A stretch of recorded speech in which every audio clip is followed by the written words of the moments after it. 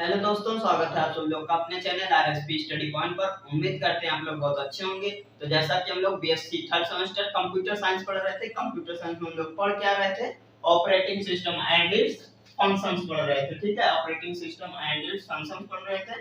इसमें हम लोग का लेक्चर नंबर 8 तक कंप्लीट हो चुका है, लेक्चर नंबर 9 होने वाला है। ठीक है, ये थर्ड सेमेस्टर का है। अगर आप सेकंड सेमेस्टर में हैं तो आपका सिलेबस कंप्लीट हो चुका है। आप जाके इसी चैनल पे देख सकते हैं। अगर आप उसको सर्च करके देखना चाहते हैं तो आपको लिखना पड़ेगा डीबीएमएस बाई आरएसपी। अब डीबीएमएस क्या है, आपका सिलेबस है, आप तो जानते ही हैं। आरएसपी क्या है, आपके चैनल का नाम है। ठीक है, तो उसको आप सर्च कर लेंगे, मिल जाएगा। अगर आप क्या करते हैं, इस सिलेबस को सर्च करके देखना चाहते हैं ऑपरेटिंग सिस्टम को, तो operating system by RSP sir कर देना है। अगर आप इस टॉपिक को सर्च करके देखना चाहते हैं शेड्यूलिंग एल्गोरिथम को, scheduling algorithm by RSP sir कर देना है। ठीक है, तो आपको ये मिल जाएगा।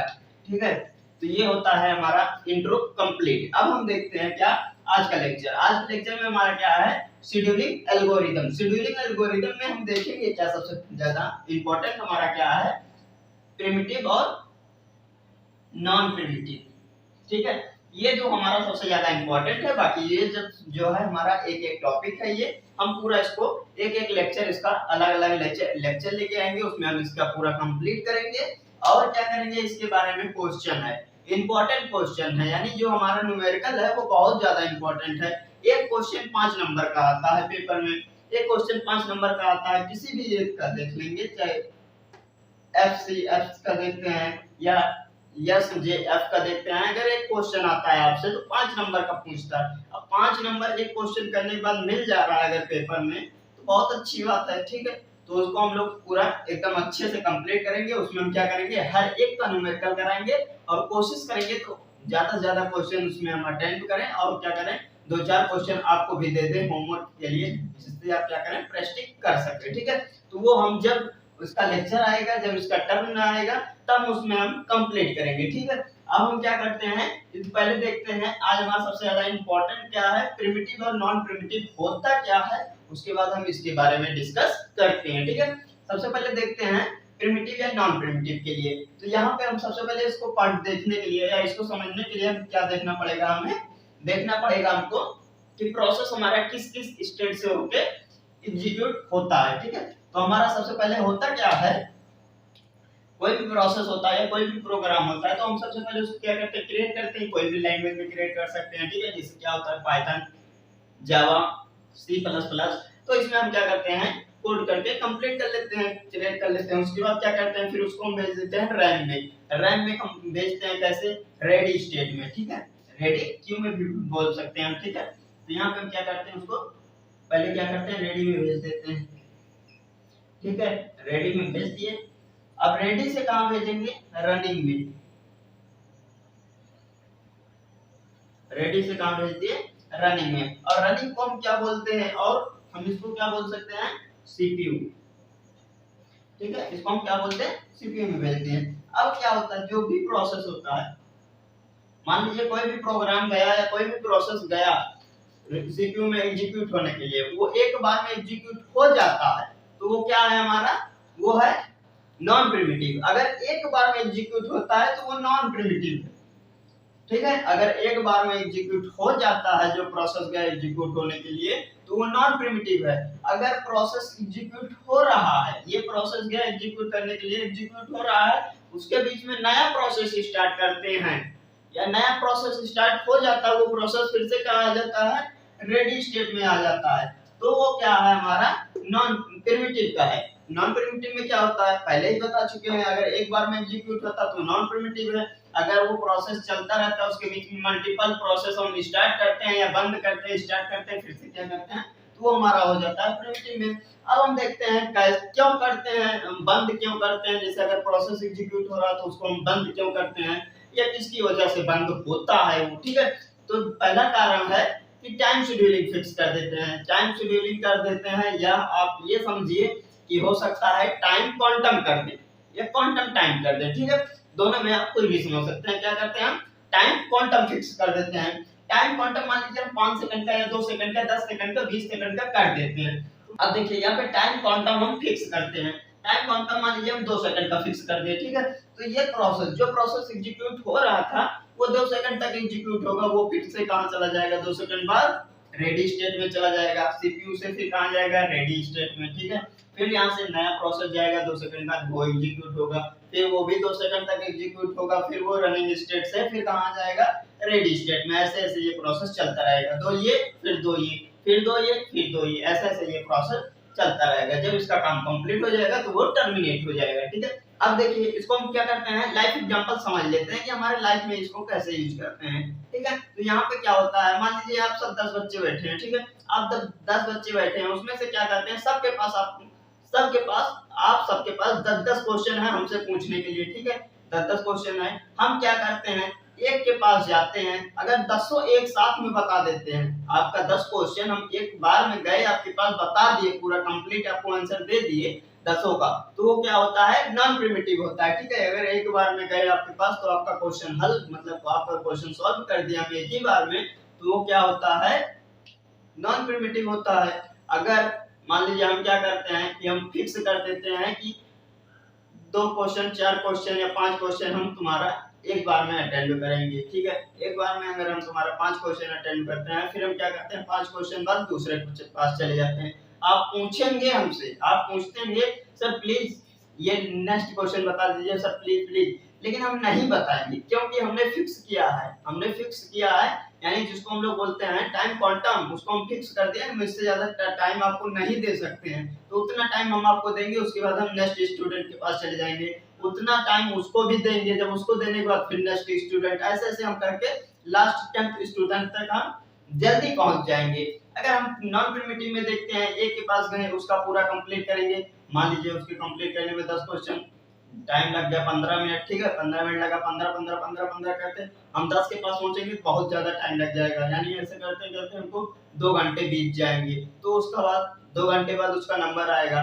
लेकिन जब हम 5 मिनट का टाइम फिक्स करते हैं तो 1 घंटे के अंदर उसका नंबर लास्ट वाले का आ जाएगा, उसको भी बुरा नहीं लगेगा, ठीक है। तो ये होता है हमारा क्या, नॉन प्रिमिटिव और प्रिमिटिव का एग्जांपल। अब हम क्या करते हैं, एक बार और देखते हैं, इसमें क्या करते हैं, हम क्या करते हैं, प्रायोरिटी दे देते हैं, प्रायोरिटी, ठीक है। क्या करते हैं, अब समझते हैं क्या हमारा प्रायोरिटी, ठीक है। हम क्या करते हैं, किसी एक स्टूडेंट को प्रायोरिटी दे देते हैं, जैसे क्या है, आप 10 बैठे हैं, 10 में एक टॉपर है, 10 में एक टॉपर है, ठीक है।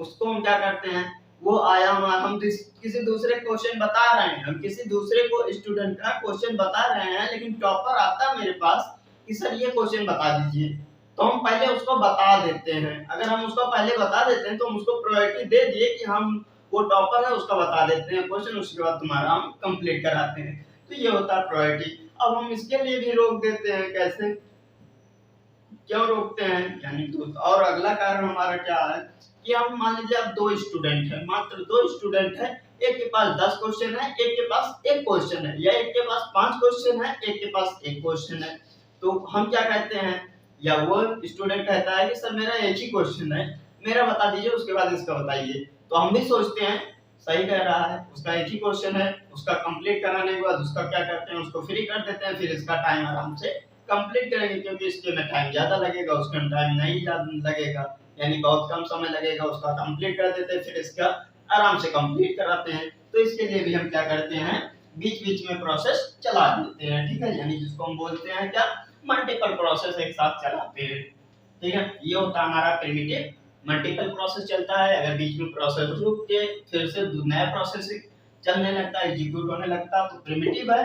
अगर कोई भी प्रोसेस गया एग्जीक्यूट करने के लिए, एक ही बार में एग्जीक्यूट हो जाता है, तो वो हमारा क्या है, नॉन प्रिमिटिव है, ठीक है। अब हम देखते हैं प्रिमिटिव में, सबसे पहले देखते हैं क्या है हमारा SRTF, यानी शॉर्टेज रिमेनिंग टाइम फर्स्ट, जिसका कम से कम समय बचा रहेगा उसका हम पहले करेंगे, ठीक है। अब क्या है LRTF, यानी लॉन्गेस्ट रिमेनिंग टाइम फर्स्ट, जिसका ज्यादा समय लगेगा उसका हम पहले करेंगे। हम अपने हिसाब से सेट कर सकते हैं, जैसे क्या करता है सीपीयू अपने हिसाब से सेट करता है, जैसे हम क्या बोले थे ना, 2 स्टूडेंट में हम सोचे थे जिसका एक क्वेश्चन है उसका कम समय लगेगा, पहले कर दिए थे, ठीक है। अब यही हम सोचते हैं जिसका ज्यादा समय लग रहा है उसका पहले करें, फिर तुम्हारा एक ही क्वेश्चन है यार, बाद में तो समझा देंगे ना, एक ही क्वेश्चन तो है, बाद में समझा देंगे अच्छे से, इसका पहले जाता है, इसका कंप्लीट कराते हैं कुछ तो इसका भी हो, ये भी तो तुम्हारे लेवल में आए। तो हम क्या कर देंगे, LRTF लगा देंगे। अगर हम शॉर्ट वाला देखेंगे तो SRTF लगा देंगे, ठीक है। ये होता है। और टाइम क्वांटम फिक्स करना है तो राउंड रॉबिन शेड्यूलिंग कर देंगे, ठीक है। और नेक्स्ट हमारा क्या है, प्रायोरिटी देना है, किसी प्रायोरिटी बेस्ड है। नेक्स्ट क्या है, प्रायोरिटी बेस्ड है, यानी हम किसी को प्रायोरिटी दे देते हैं। जैसे क्या है, टॉपर को प्रायोरिटी दे दिए थे ना, हम दूसरे क्वेश्चन बता रहे थे लेकिन टॉपर आया क्वेश्चन पूछने के लिए, हम उसका क्वेश्चन बता दिए तो उसको प्रायोरिटी दे दिए, भाई उसको अधिकार दे दिए, तुम पूछ सकते हो, वही है, ठीक है। अब देखते हैं नॉन प्रिमिटिव में। नॉन प्रिमिटिव में हमारा क्या है, सबसे पहला है FCFS, ठीक है, यानी फर्स्ट कम फर्स्ट सर्विस, ठीक है। जो पहले आएगा उसका पहले एग्जीक्यूट होगा। अब देखिए नेक्स्ट क्या है, सेकंड है हमारा SJF, शॉर्टेज जॉब फर्स्ट, बोले थे ना, जिसका कम रहेगा उसका काम पहले होगा, ठीक है, वही है। अब देखिए थर्ड क्या हमारा, लॉन्गेस्ट जॉब फर्स्ट, यानी LJF, ठीक है। लॉन्गेस्ट जॉब फर्स्ट, जिसका ज्यादा रहेगा उसका भी पहले कर सकते हैं, चीज बताई थी अभी समझाई थी कि जिसका हम सोच सकते हैं वो सीपीयू के ऊपर डिपेंड करता है किस हिसाब से करना चाहता है, जिसका ज्यादा काम उसका पहले करना चाहता है या जिसका कम काम है उसका पहले करना चाहता है, ठीक है, ऐसे करेगा। अब देखते हैं नेक्स्ट हमारा क्या है, HRRN। ये जो है ये हो सकता है अगर आप बीएससी में हैं तो ये आपके सिलेबस में ना हो, ये आपके सिलेबस में ना हो। अगर आप तैयारी कर रहे हैं तो आपके लिए इम्पोर्टेंट है, पढ़ लीजिएगा इसका भी पूरा। जब इसका नंबर आएगा तो पूरे अच्छे से इसको भी पढ़ाएंगे डिटेल में, ठीक है। ये क्या है, हाईएस्ट रिस्पांस रेशियो नेक्स्ट, यानी हम जो जिसका रेशियो ज्यादा रहेगा या जिस पर रिस्पांस करेंगे उसी हिसाब से इसको भी कंप्लीट करेंगे, ठीक है। जैसे इसमें क्या होता है, जिसका ज्यादा रहेगा टाइम उसका पहले कर सकते हैं, जिसका कम रहेगा उसका कर सकते हैं, या जो पहले आएगा उसका कर सकते हैं। क्या एग्जीक्यूट करने के लिए बता रहे हैं। जैसे यहाँ पे क्या होता है, सीपीयू में कोई प्रोसेस एग्जीक्यूट होता है ना, तो जो पहले आएगा उसका भी हो सकता है, जिसका कम रहेगा उसका भी हो सकता है, जिसका ज्यादा प्रोसेस आएगा उसका भी हो सकता है। अब देखते हैं नेक्स्ट क्या है, मल्टी लेवल। हम क्या करते हैं, एक साथ कई प्रोसेस चलाते हैं, मल्टी लेवल इसमें भी कर सकते हैं, ठीक है। तो ये मल्टी लेवल हो गया। और ये जो है प्रायोरिटी बेस, ये ज्यादातर हम प्रिमिटिव में ही रखते हैं, लेकिन नॉन प्रिमिटिव में भी होता है प्रायोरिटी बेस, ठीक है।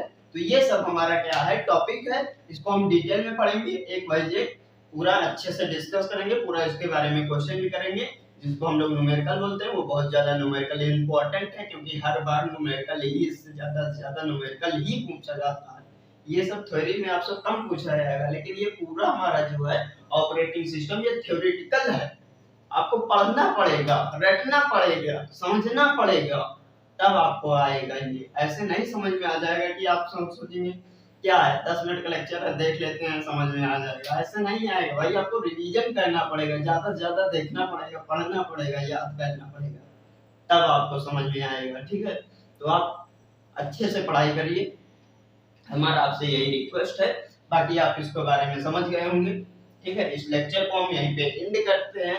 आशा करते हैं आप लोग को अच्छे समझ में आया। अगर अच्छे समझ में आया है तो वीडियो को लाइक करें और चैनल को ज्यादा से ज्यादा सब्सक्राइब करें, ठीक है। और इस वीडियो को ज्यादा से ज्यादा अपने दोस्तों में शेयर करें, ठीक है, जिससे उनका भी लाभ हो। तो चलिए फिर पढ़ाई करते रहिए, मिलेंगे हम आपसे नेक्स्ट वीडियो में, तब तक के लिए ओके बाय।